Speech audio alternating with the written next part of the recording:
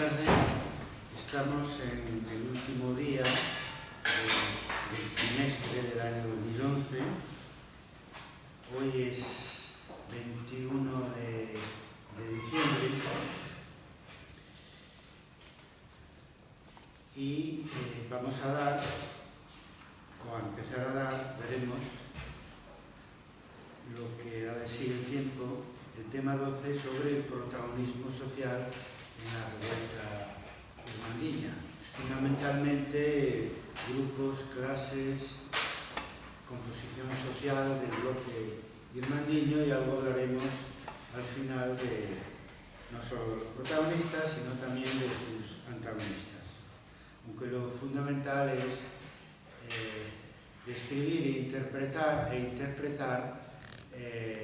la composición social de la revuelta, ¿no? Vamos a jugar con dos ideas, lo simple y lo complejo, en la revuelta armandiña desde el punto de vista del protagonismo social. Lo simple es, lo dicen los propios protagonistas y sus antagonistas, que fue una revuelta de los vasallos contra los señores. O el lenguaje más propio de los participantes, la sublevación de la gente común contra los señores, caballeros y prelados del Reino de Galicia. Lo complejo es cuando entramos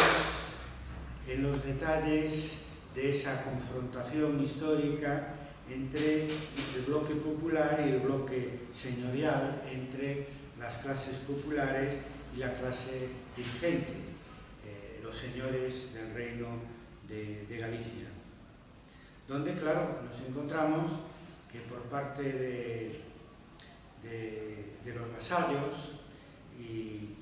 de las clases populares, pues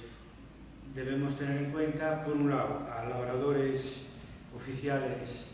y pescadores, que constituyen, digamos, la alianza hegemónica en el bloque popular, que constituyen, además, cuantitativamente, la mayoría de los rebeldes.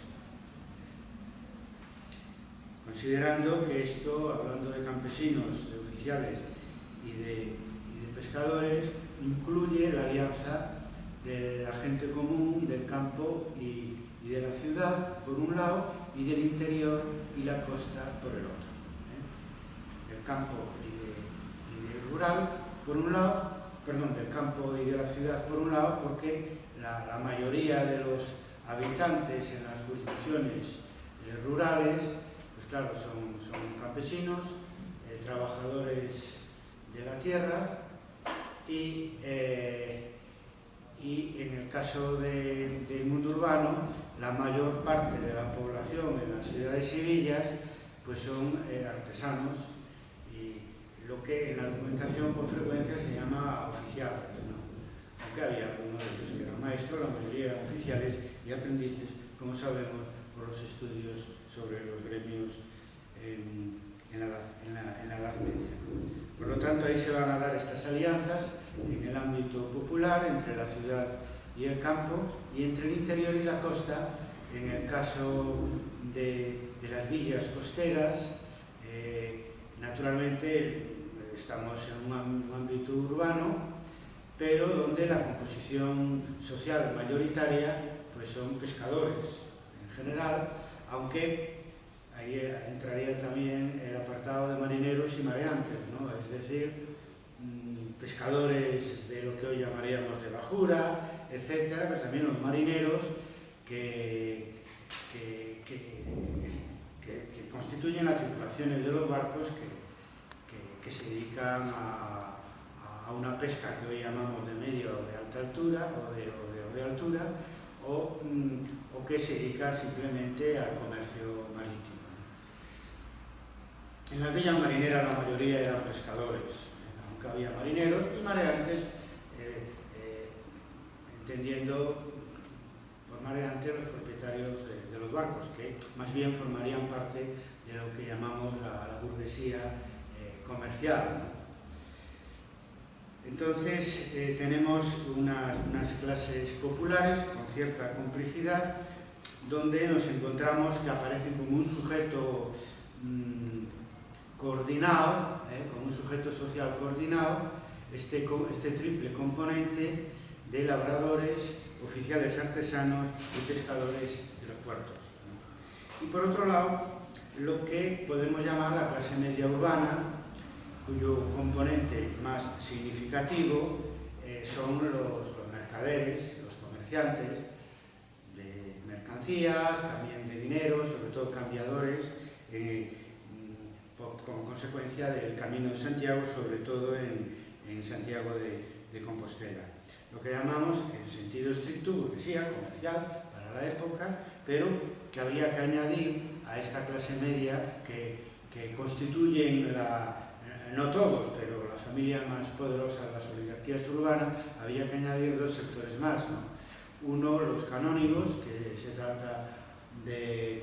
un tipo de señor eclesiástico medio, muy vinculado a la vida urbana, y que tiene, a pesar de que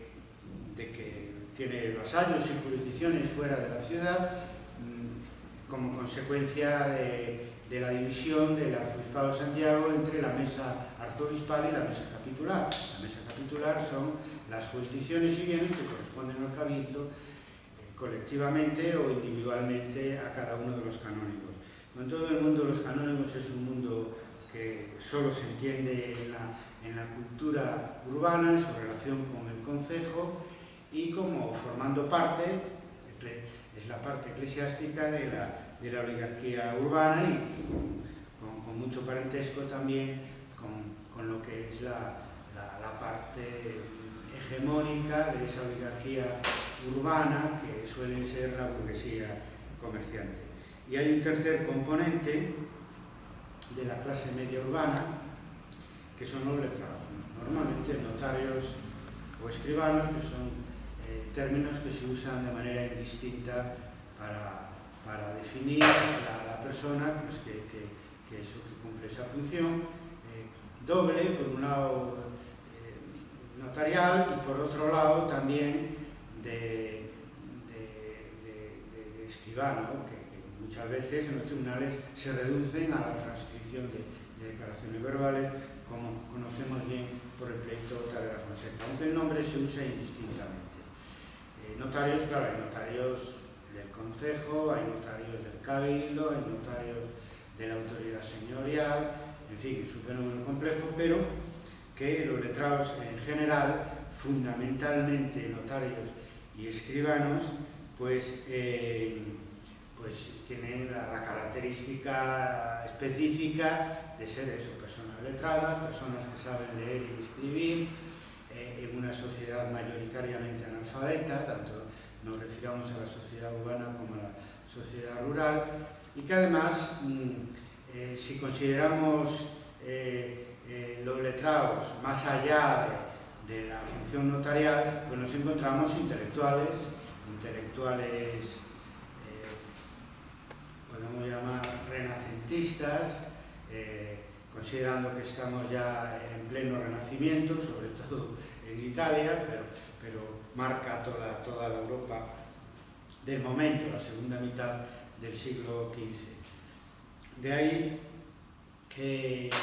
como protagonistas de la revuelta irmandiña, además de letrados, sobre todo notarios y escribanos, consideremos también a los cronistas cortesanos, que apoyan de una manera muy evidente a la revuelta, y aparte de los corregidores y otros representantes reales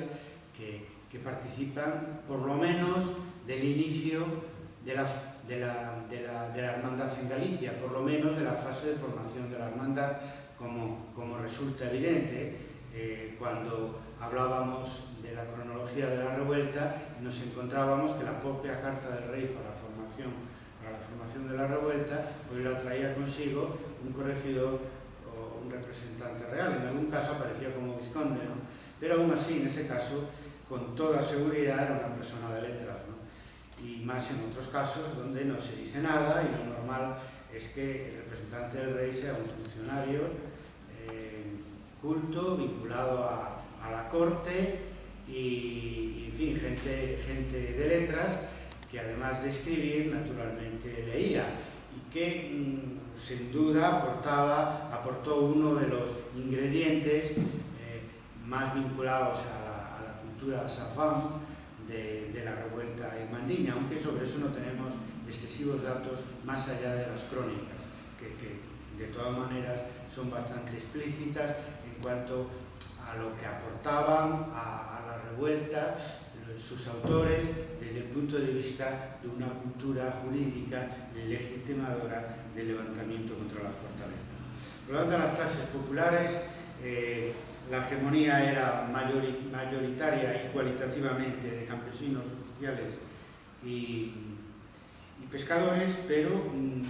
también tiene una gran importancia, ya veremos en qué, algo hablamos en lecciones anteriores, la burguesía urbana, incluyendo a los letrados y más allá incluso los letrados cortesanos.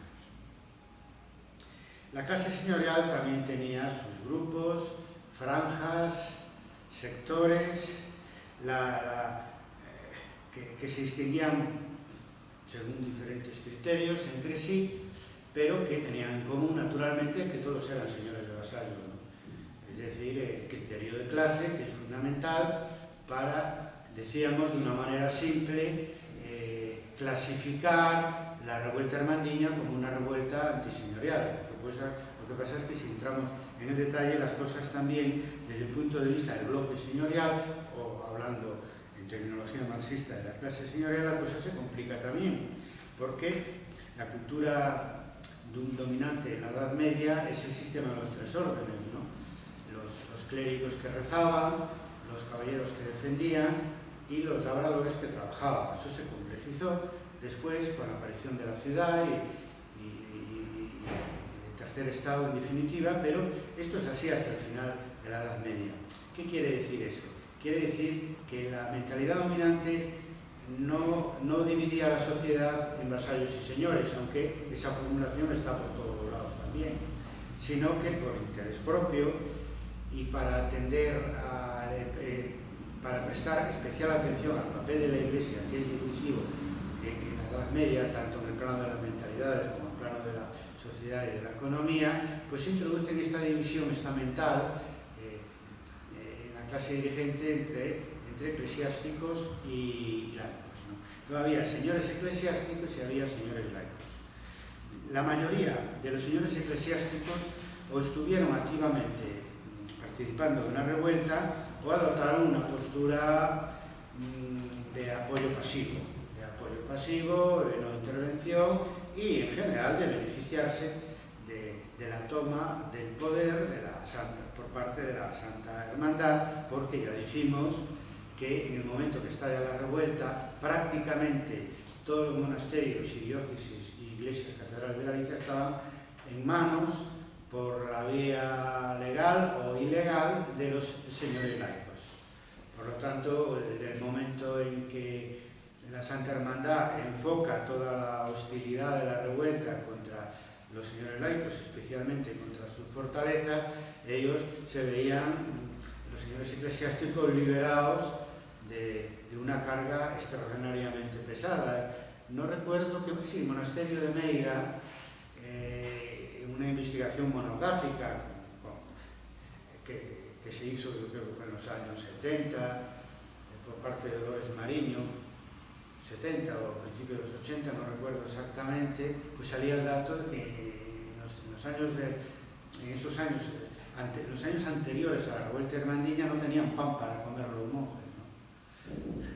Consecuencia de la rapacidad señorial general para los monasterios y de la época, que pasaron una situación peor que las propias iglesias catedrales, que tenían otros medios de defensa, en primer lugar porque estaban en las ciudades y ya no era tan fácil el control de los señores laicos sobre ellas, ¿no? Entonces es realmente dramático, ¿no?, de que produciendo los monasterios como señoríos eclesiásticos una abundancia tan grande de cereales que tuvieran necesidad de pan. Eso es obvio porque el estatuto económico pasaba a manos de los señores laicos que ejercían el control por la vía de la fuerza, en última instancia, sobre los diferentes monasterios que había en Galicia. Por lo tanto, desde el estamento más bajo de los curas, párrocos, hasta el estamento más alto, los obispos, con la excepción del arzobispo Fonseca, que tenía otras características, también el arzobispado de Santiago tenía otras características, y fue un antagonista a los hermandiños hasta que después de la revuelta, como ya hemos visto, cambió de bando. Pero, digamos, los sacerdotes de base, los cabildos y los monjes estuvieron por activa o por pasiva con la revuelta hermandina. Los curas, sin duda, por activa, y los cabildos por activa. Está bien documentado cualitativamente en el caso de los sacerdotes y en el caso de los cabildos catedralicios, incluso cuantitativamente. Casi tenemos noticia de todos los cabildos de las iglesias catedrales y prueba de que ellos estuvieron apoyando incluso el enderrocamiento de las fortalezas, incluso eligiendo diputados y sobre todo aportando medios económicos para el sostenimiento de la Santa Hermandad. Los obispos tuvieron una actitud más pasiva, pero no tenemos noticia que ninguno tuviera necesidad de escapar de Galicia. Simplemente el control de las iglesias catedrales pasó a manos de los irmandiños a través de los cabildos. Los cabildos irmandiños se hicieron cargo de la gestión de la catedral, aunque formalmente pertenecía a los obispos respectivos. Por lo tanto, dentro de la clase señorial, la mayor parte de los señores eclesiásticos estuvieron por activa o pasiva con los rebeldes. De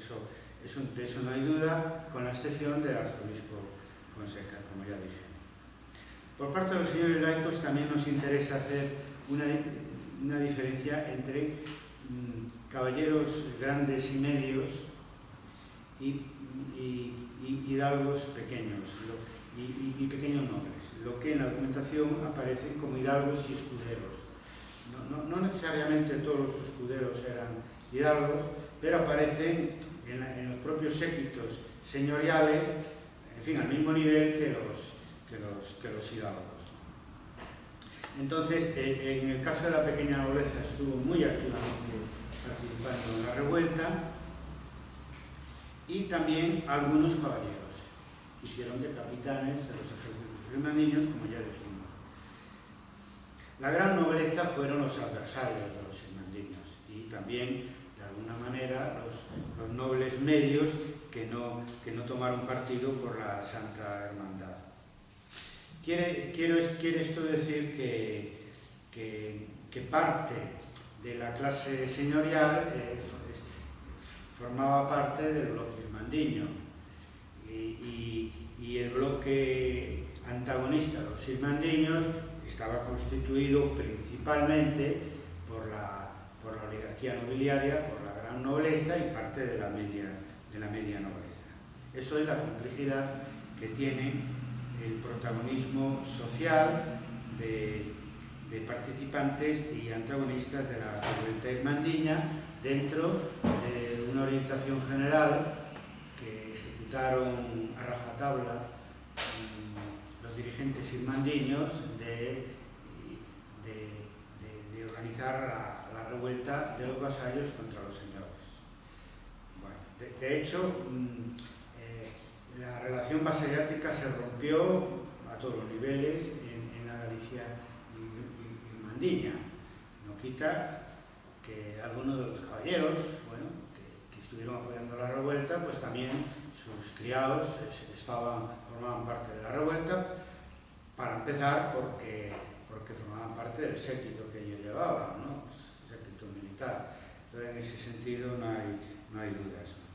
Quiero decir que la lucha de vasallos contra señores, de gente común contra los señores, caballeros y prelados, como veis, se concentra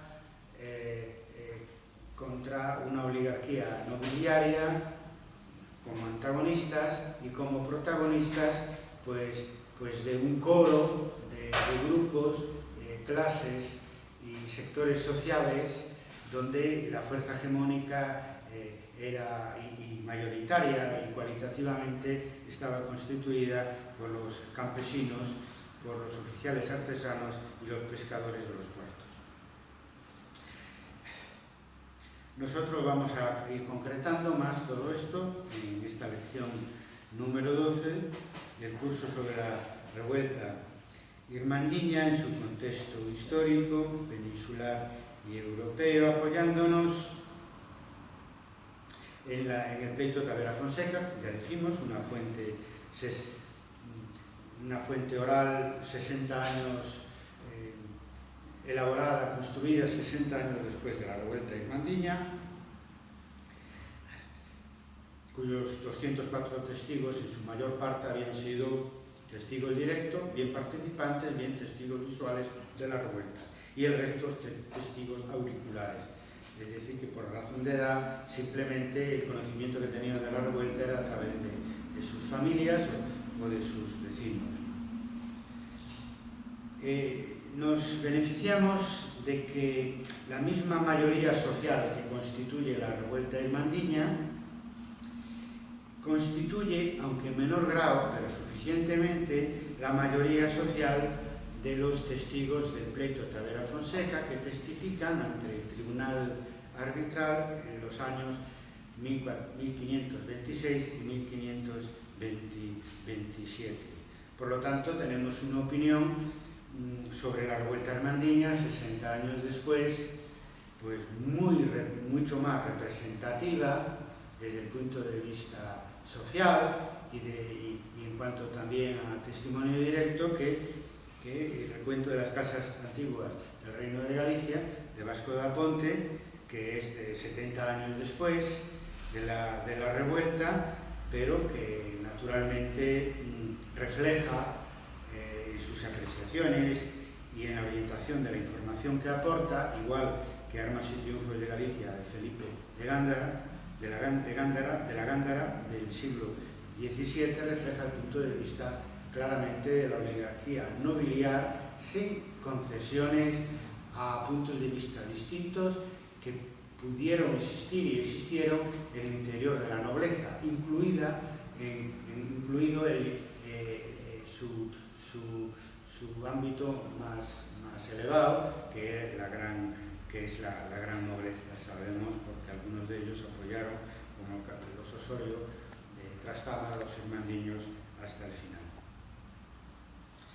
Para este análisis del protagonismo social, sobre todo en su detalle, en su complejidad, porque en su simpleza no haría falta más análisis que seguir lo que ellos dicen: una revuelta antiseñorial contra las fortalezas y sus señores, y nada más. Todos los vasallos contra todos los señores, porque ellos lo dicen también. Entonces, en ese sentido, esta lección sería innecesaria, pero es que también sería innecesario el trabajo del historiador, de analizar en detalle ese protagonismo y ese antagonismo durante la revuelta irmandiña, algo absolutamente imprescindible que justifica el punto de vista del historiador. Para lo otro ya está la propaganda y los discursos más simplistas, y por otro lado necesarios para legitimar o de legitimar una revuelta. Es decir, si yo no sigo, si me quedo ahí en la simpleza de levantamiento antiseñorial, que es cierta, y no entro en los detalles, en su propia complejidad,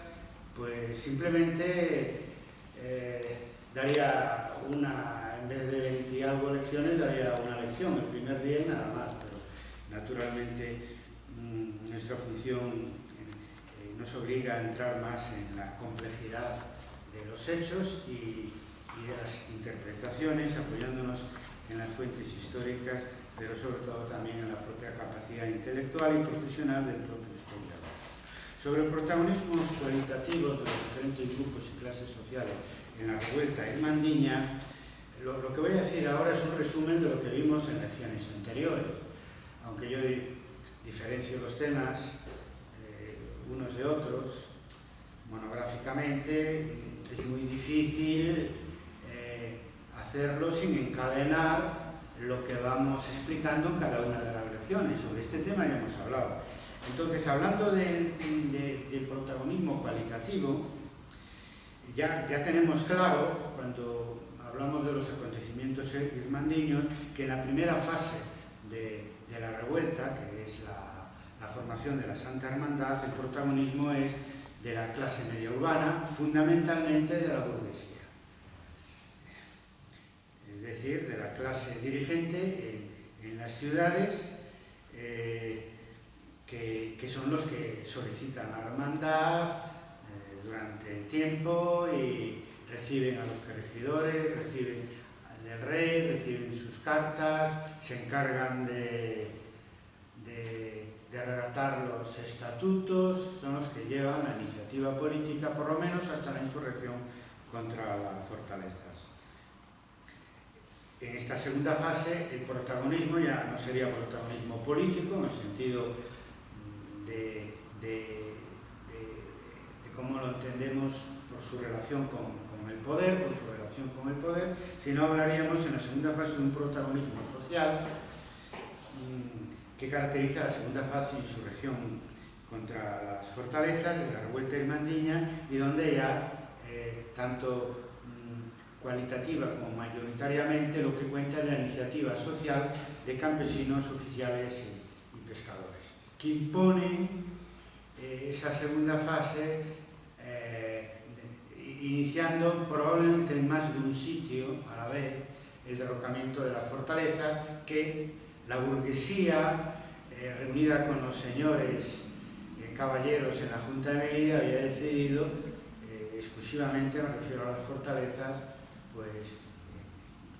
que pasaran, que el control de ellas pasara a la Santa Hermandad, pero no que se derrocara, ¿no? Esto es una iniciativa que viene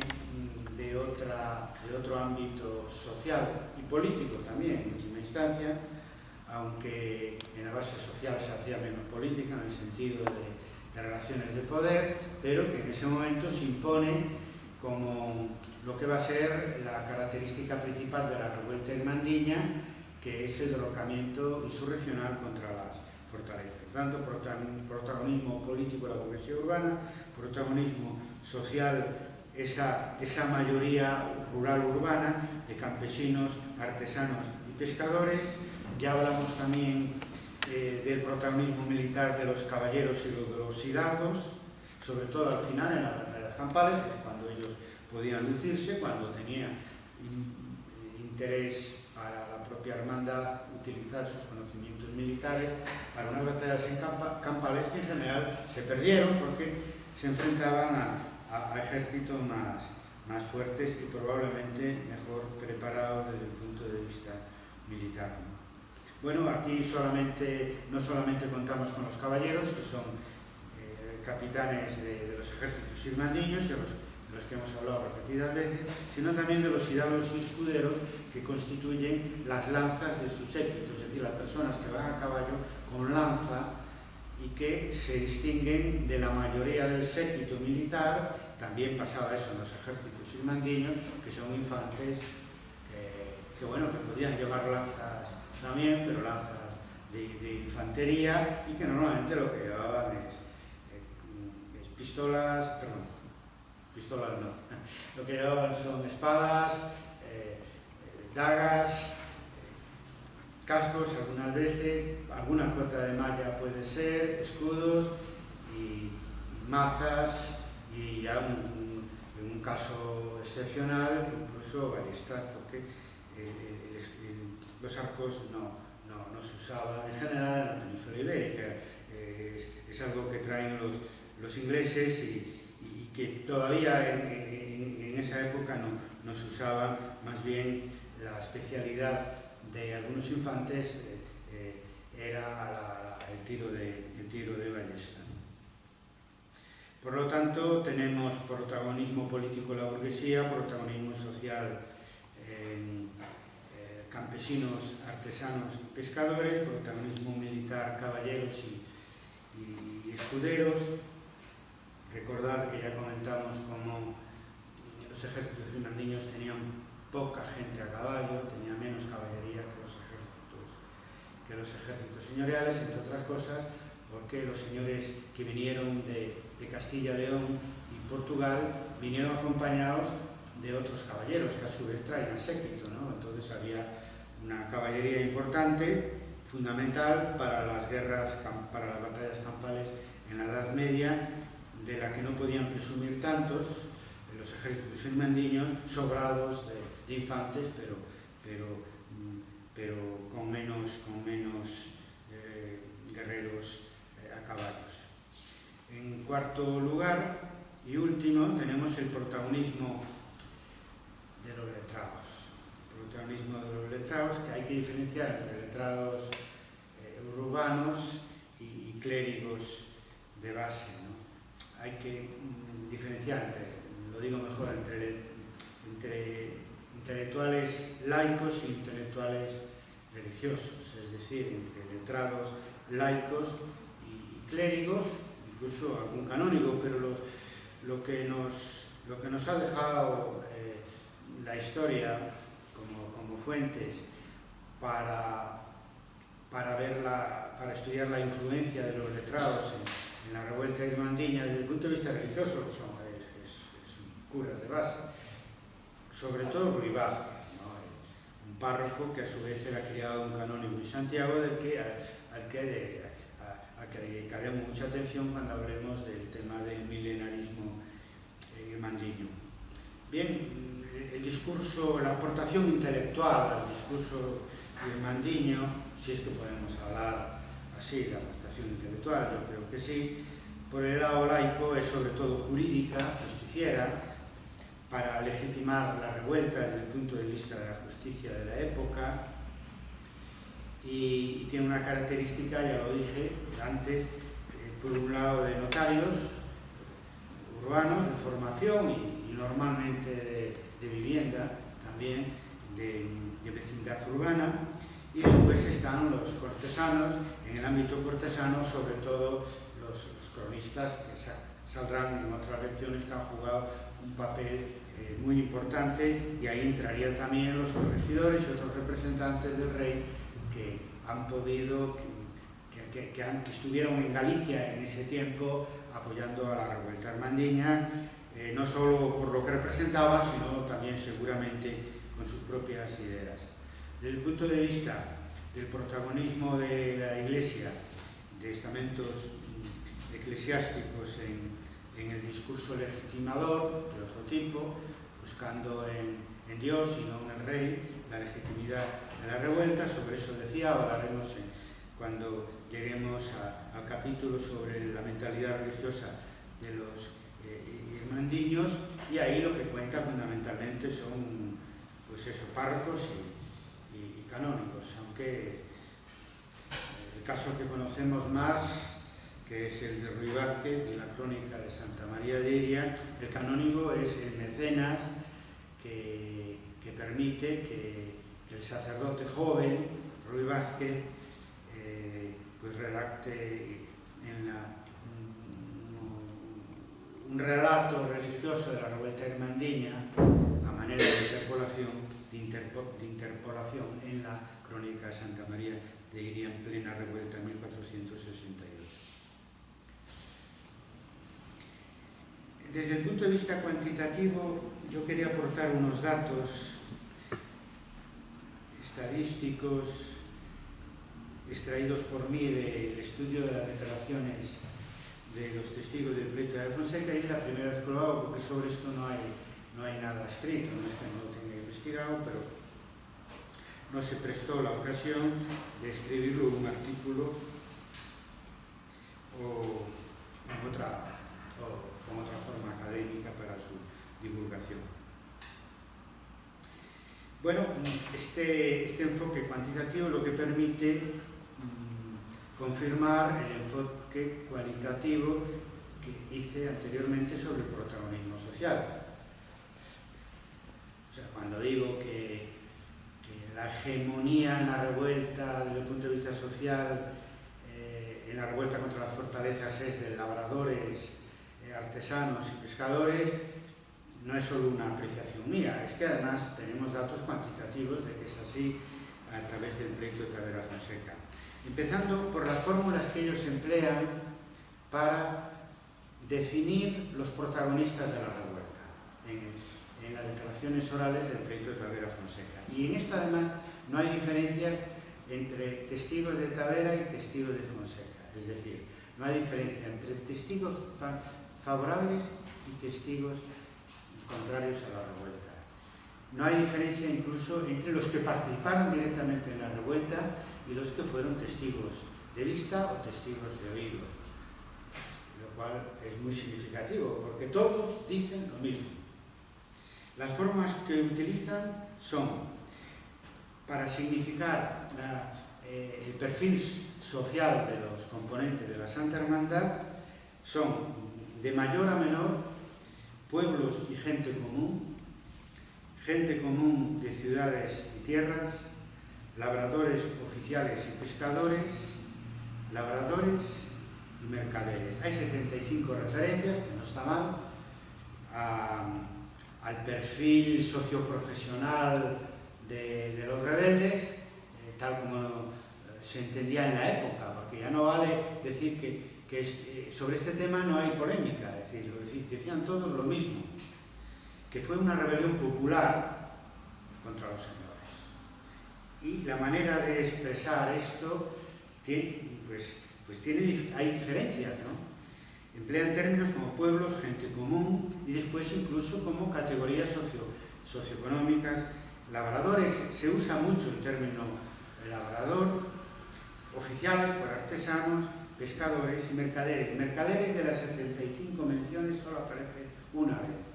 Es decir, que está muy claro también para ellos lo que nosotros afirmábamos antes, que el protagonismo de la burguesía es político, pero no es social. Los que se levantaron, no solo desde el punto de vista cuantitativo, eran mayoritariamente populares y trabajadores del campo, del mar o de la ciudad, sino que además respondían a una definición social muy concreta y tenían muy claro que cuando se refieren a pueblos o gente común se refiere a un conjunto de, pues obviamente, de labradores, de oficiales y de pescadores según la ciudad, la villa o lugar al que estemos haciendo referencia. La palabra más citada de todas las que tengo aquí para caracterizar la composición socioprofesional del bloque irmandiño es la palabra labrador. También significativo desde el punto de vista de quién se revela contra los señores en el Reino de Galicia. Obviamente los labradores constituían con mucho el sector social mayoritario de la sociedad. Si estamos hablando de una revuelta donde participa la mayoría de la sociedad gallega, pues tampoco es ninguna sorpresa que nos encontremos que entre los participantes la mayoría son campesinos, aunque para obtener un porcentaje mayor que la mitad y para poder hablar de mayorías absolutas, digamos, pues tengamos que juntar a los labradores, los artesanos de las ciudades y los pescadores de los puertos. De hecho que, haciendo sumas parciales, podemos decir que el 98,6% de los testigos que hacen mención de las características sociales de los rebeldes se definen por una característica popular, utilizando un 73,3% el término pueblos y gente común, o gente común solo, y un 25,3% utilizando el término labradores, pescadores y oficiales, generalmente así, las tres palabras juntas. Obviamente es lo mismo, o sea, el pueblo y la gente común en el Reino de Galicia hacia 1467 pues eran labradores, artesanos y pescadores. Solamente el 1,3% de las menciones hablan de burgueses comerciantes, de mercaderes, concretamente empleando la palabra mercader. claro, estamos hablando de protagonismo social, no de protagonismo político, porque claro, quienes piden la hermandad son los concejos, y los concejos son mayoría la burguesía y la clase media urbana. No, para eso existía el procurador del común, para que estuviera la mayoría de la sociedad urbana representada en el concello. Valdría eso que dicen los indignados hoy, que no nos representan, que no. Así era también en la democracia urbana medieval. Eso constituye una reivindicación que viene desde la Grecia, desde la antigüedad clásica, donde existía una democracia solo para los hombres libres y no estaban representados los esclavos. Por eso es muy notorio, desde el punto de vista histórico, que nos encontremos una revuelta donde la participación decisiva viene de la base de la sociedad, ¿no? De los labradores, de los artesanos y de los pescadores. Y además, no solo es así en la práctica de los hechos, es que es así en la mentalidad colectiva, porque en el pleito de Álvar Fonseca lo dicen todos. Por eso que yo no entiendo, bueno, sí lo entiendo, pero no estoy de acuerdo de otros autores que interpretan la revuelta hermandiña sin investigar las fuentes, que hablan claramente de ese protagonismo popular, y entonces pues caracterizan la revuelta hermandiña como una revolución burguesa o protoburguesa, lo cual hay una parte de cierto por el papel que juega la burguesía urbana, pero claro, hay dos argumentos en contra muy poderosos. El primero, que estamos en el siglo XV, no en el siglo XVIII, para hablar de revolución burguesa. Y segundo, que en los hechos principales de la revolución irmandiña, la burguesía juega un papel secundario, porque el momento de la insurrección y el objetivo de la insurrección lo decide la gente común del reino. Por eso adquiere el honor después de aparecer como la protagonista única de la revuelta en los testimonios del pleito de Álvar Fonseca, independientemente de su origen social o geográfico o de las propias parcialidades del pleito de Álvar Fonseca. En fin, yo puedo entender historiográficamente que es muy difícil caracterizar una revolución como la revolución como la irmandiña, como también los payeses de Remensa y otros a finales del siglo XV, que no son la Jacquerie, pero que tampoco son la Revolución Francesa, pero a partir de nuestros estudios estamos caracterizando como, evidentemente, revoluciones populares en vísperas del Estado moderno que nos arrojan luz sobre un hecho que normalmente la historiografía oscurece, es la participación popular en el origen de la modernidad en Europa. Otros también, pues no sé, siguiendo sus propias inquietudes, porque en las interpretaciones que hacen los historiadores, pues cuentan las inquietudes políticas de cada uno, ¿no? Y las inquietudes ideológicas de cada uno. Yo lo que os puedo decir es que, siendo muy partidario en el tiempo que vivimos, siglo XXI, de la participación popular en la política, pues si no me hubiera encontrado una revuelta con una participación popular que se puede demostrar empíricamente y que por lo tanto su defensa solo sería pues una especie de proyección de mi propia ideología hacia un pasado 5 siglos antes, pues no lo diría, o diría otra cosa. ¿Por qué no? Pues que es una revolución burguesa. O como algunos dicen, pues que eso es, pues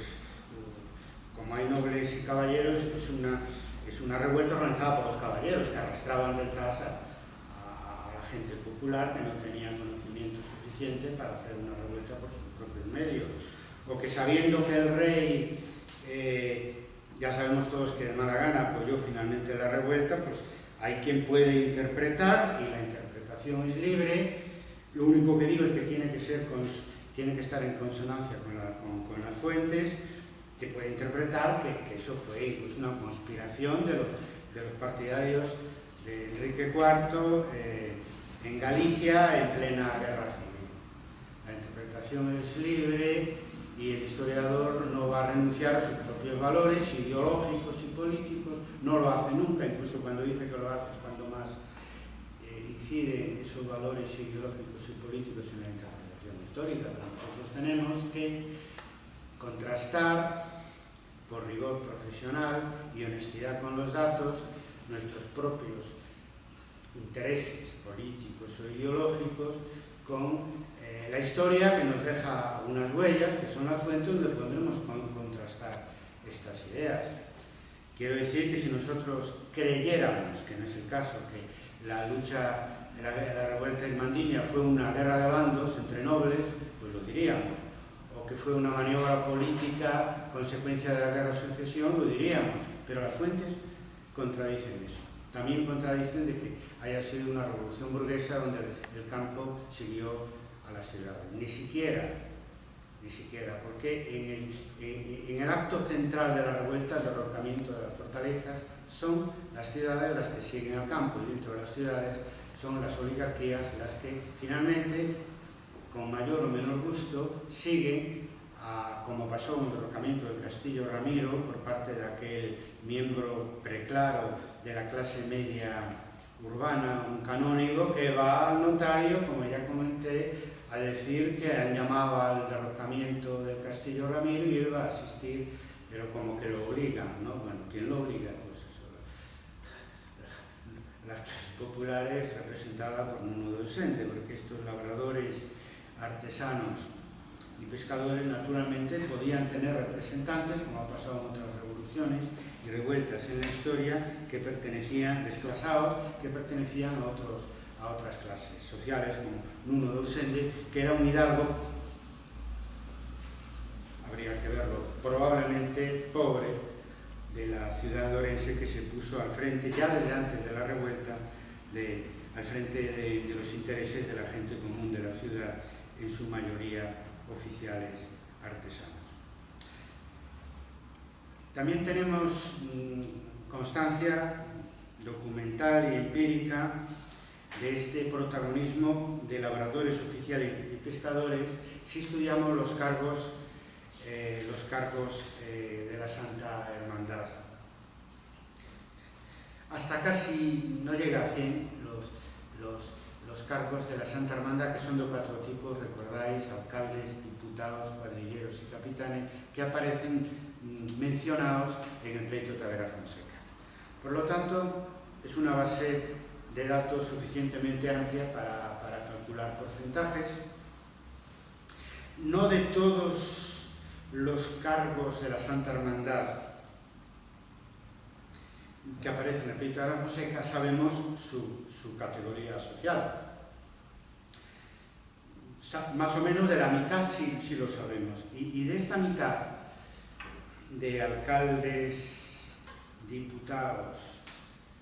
capitanes y cuadrilleros, de los que sabemos, la mayoría de alcaldes, de los que sabemos su perfil social, el 43% son labradores, oficiales y pescadores, con mucho grupo más amplio, que duplica en porcentaje al que viene después,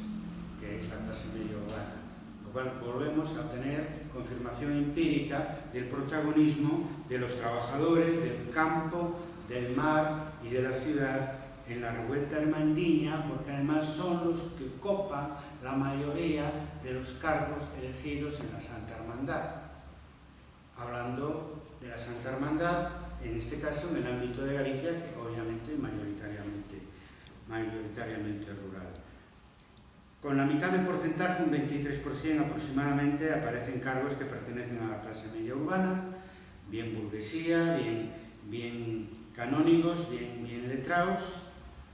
y con un 20% aparecen hidalgos y escuderos, tanto del campo como de la ciudad, ocupando cargos, y después aparece un 12% de caballeros ejerciendo el papel de capitán, que es un porcentaje aumentado, porque con todos los 204 testigos de pleito Tavera Fonseca no es una representación proporcional de la sociedad gallega de su tiempo. Y a pesar de eso, queda muy claro que el grupo mayor de cargos irmandiños eran labradores, oficiales y pescadores. A pesar de la distorsión que supone la composición de los testigos del pleito Tavera Fonseca, que En este caso nos interesan los que citan cargos irmandiños, ¿no? Porque resulta que siendo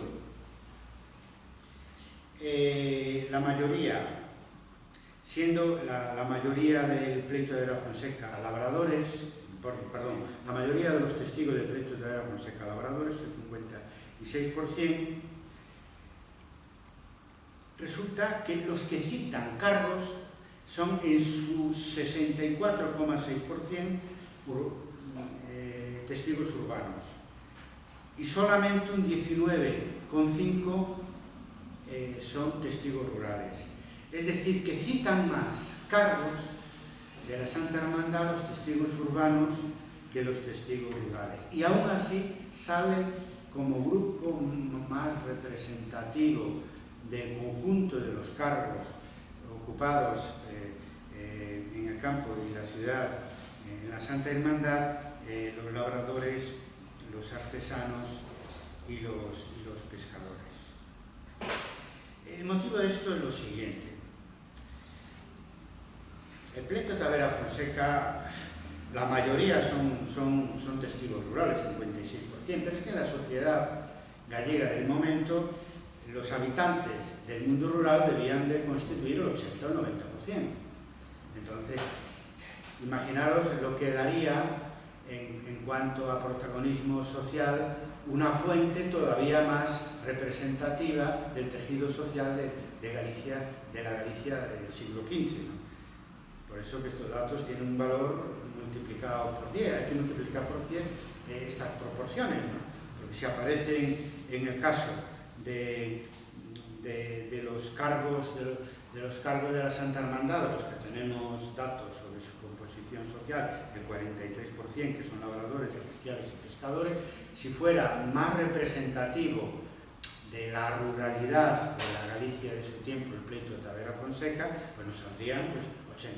un 80%, el doble probablemente. Es decir, la mayoría de los cargos eran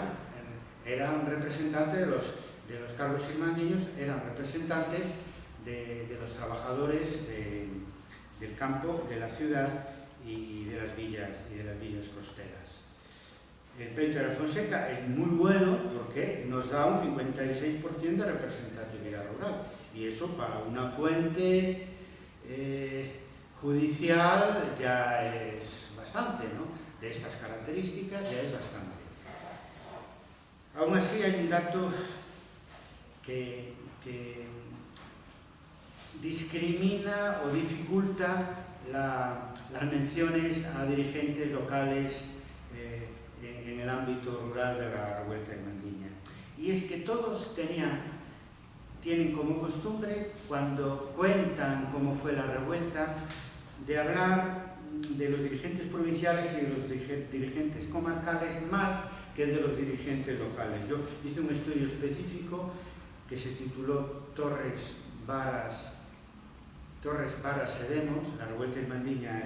en la ría Muros-Noia, y me quedé muy sorprendido porque los testigos de la villa de Muros y de la villa de Noia, ambas villas costeras, eran los puertos de la ciudad de Santiago de Compostela, como bien sabemos está en el interior de Galicia. Entonces no hablan en el pleito de la Fonseca de sus dirigentes locales, por lo tanto no sabemos sus nombres. Cada vez que hablan de la revuelta hablan del ejército que constituyeron con la ciudad de Santiago, dirigido naturalmente por los dirigentes irmandiños de la ciudad de Santiago, y eso es muy habitual. ¿Por qué? Porque lo que aparece más en los relatos sobre el inicio de la revuelta son los ejércitos itinerantes que iban tomando las fortalezas más importantes y derrotándolas, y que constituían varias villas con los lugares de su entorno, etc. Un ejército constituido, por lo tanto, por labradores, por artesanos y por pescadores, en el caso de Muros y Noia, pero que, claro, que les correspondía a la dirección, sobre todo en el asalto de las fortalezas, a los alcaldes de la provincia, del arzobispado de Santiago, que normalmente eran de Santiago de Compostela. Por lo tanto, en ese sentido aparecen sobre representados los alcaldes de las grandes ciudades en las menciones, porque con frecuencia lo que se cuenta no es lo que pasa exclusivamente en determinada parroquia o en determinada villa, sino lo que pasa cuando menos en una comarca o en toda una provincia. Bueno, termino hablando rápidamente de los lideratos personales. Para terminar hoy la lección, en los minutos que nos quedan, los testigos favorables a las revueltas citan, sobre todo, en primer lugar, por lo que dije anteriormente, estaban representados, porque eso sí, como protagonistas políticos, los dirigentes urbanos de las revueltas copaban los cargos provinciales de la Santa Hermandad y aparece citado sobre todo Joan Branco, que era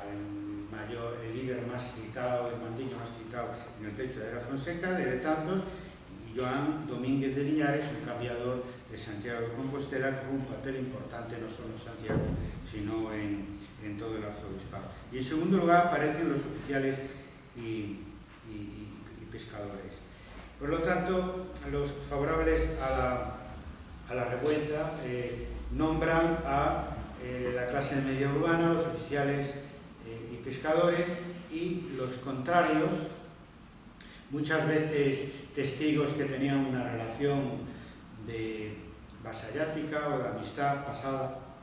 o presente con la oligarquía nobiliaria, con casas conocidas que fueron adversarios de los irmandiños. Estos son los que citan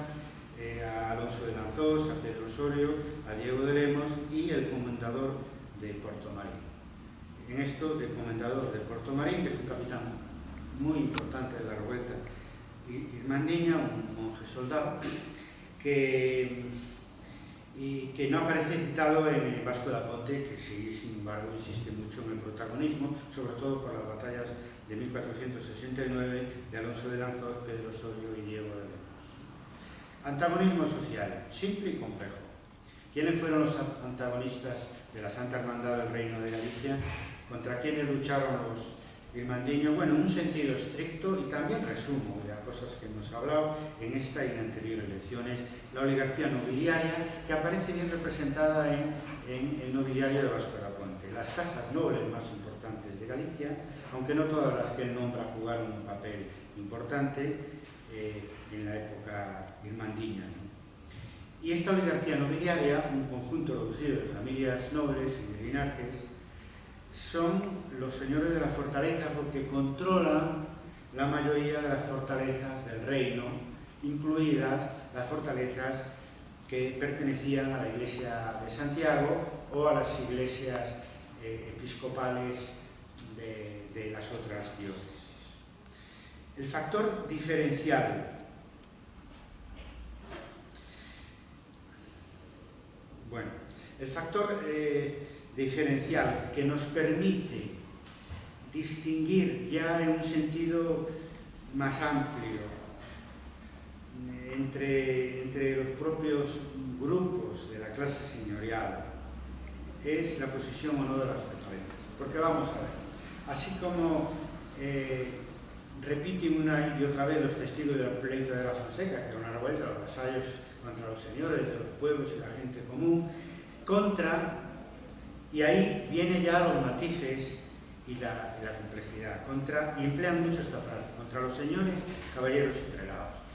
Los señores en general, y caballeros, los señores laicos, y prelados, los señores eclesiásticos. Prelado, a diferencia de eclesiástico clérigo, prelado es el eclesiástico clérigo que tiene jurisdicción señorial, que tiene vasallo. Lo tenían todos, desde el párroco hasta el arzobispo, claro, en diferente grado y medida. Entonces, contra ellos, la hermandad